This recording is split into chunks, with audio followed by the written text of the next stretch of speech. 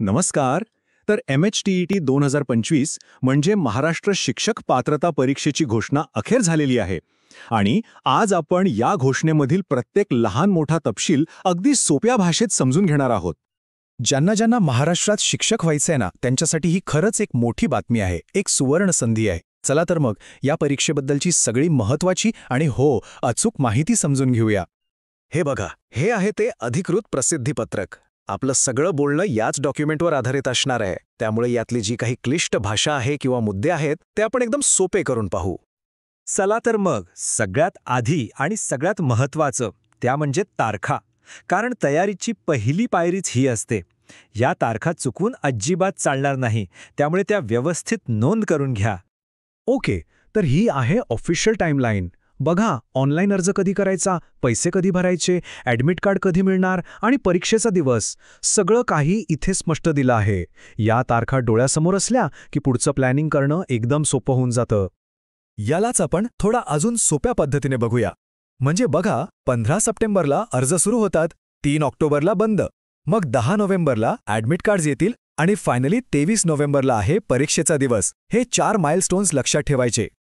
बरं, तारखा तर कळाल्या, पण आता पुढचा आणि महत्त्वाचा प्रश्न, अर्ज करायचा कसा? तर काळजी करू नका, आपण ती संपूर्ण प्रक्रिया स्टेप बाय स्टेप समजून घेऊया.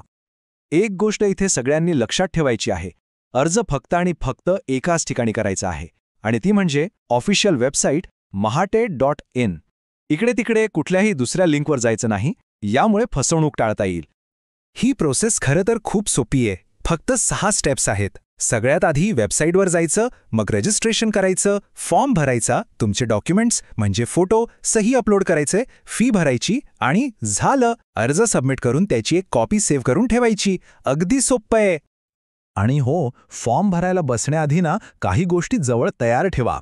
म्हणजे सगळी पर्सनल आणि एज्युकेशनल माहिती, जात किंवा अपंगत्व प्रमाणपत्र असेल तर ते, लेटेस्ट फोटो, सही आणि डाव्या अंगठ्याचा ठसा. हे सगळं रेडी असलं की मग फॉर्म भरताना अजिबात गडबड होत नाही.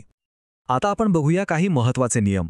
कारण अर्ज बरोबर भरणं जेवढं महत्त्वाचं आहे तेवढंच हे नियम माहीत असणं गरजेचं आहे. कारण एक छोटीशी चूकसुद्धा नंतर मोठी डोकेदुखी ठरू शकते. काही गोष्टी तर अगदी पक्क्या लक्षात ठेवा. पहिली म्हणजे भरलेली माहिती 100% खरी असली पाहिजे. दुसरं म्हणजे एकदा फायनल सबमिट केलं की मग त्यात काहीही बदल करता येणार नाही. भरलेली फी परत मिळणार नाही आणि पेमेंट फक्त ऑनलाईनच करावा लागेल. त्यामुळे सबमिट करण्याआधी दोनदा सगळं तपासून घ्या. आणि एक अतिशय गंभीर इशारा, अधिकृत सूचनेमध्ये स्पष्टपणे म्हटलं आहे की 2019 आणि 2021च्या परीक्षेत ज्यांनी गैरप्रकार केले होते त्यांना कायमचं बॅन करण्यात आलंय. म्हणजे ते आता 2025ची परीक्षा देऊ शकत नाहीत. यावरूनच परीक्षेच्या पारदर्शकतेबद्दलची गंभीरता लक्षात येते.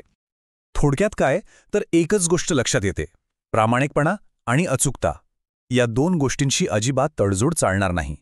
कारण इथे एकही चूक परवडणारी नाहीये. चला, आता आपण शेवटच्या टप्प्याकडे वळूया. समजा अर्ज भरताना काही अडचण आली किंवा काही प्रश्न पडले तर मदत कुठे मागायची, त्यासाठी कोणते रिसोर्सेस आहेत ते बघू. पुन्हा एकदा सांगतोय, सगळ्या माहितीसाठी आणि कोणत्याही अपडेटसाठी डोळे झाकून विश्वास ठेवायची जागा एकच आहे, ऑफिशियल वेबसाईट https://mahatet.in. बाकी कुठेही आलेल्या बातम्यांवर विश्वास ठेवू नका. आणि जर काही टेक्निकल अडचण आलीच तर त्यासाठी हा हेल्पलाईन नंबर आहे. सकाळी 10 ते संध्याकाळी 6 या वेळेत इथे संपर्क साधता येईल. त्यामुळे घाबरून जाण्याचं काहीच कारण नाही. तर परीक्षेबद्दलची सगळी आवश्यक माहिती आता आपल्या समोर आहे. आता खरी वेळ आहे ती पुढच्या तयारीची दिशा ठरवण्याची. शिक्षक बनण्याचा हा प्रवास खरोखरच खूप महत्त्वाचा आहे. ही केवळ एक परीक्षा नाही, तर एक मोठी जबाबदारी आणि पुढच्या पिढीला घडवण्याची एक संधी आहे. या प्रवासासाठी सर्वांना खूप खूप शुभेच्छा.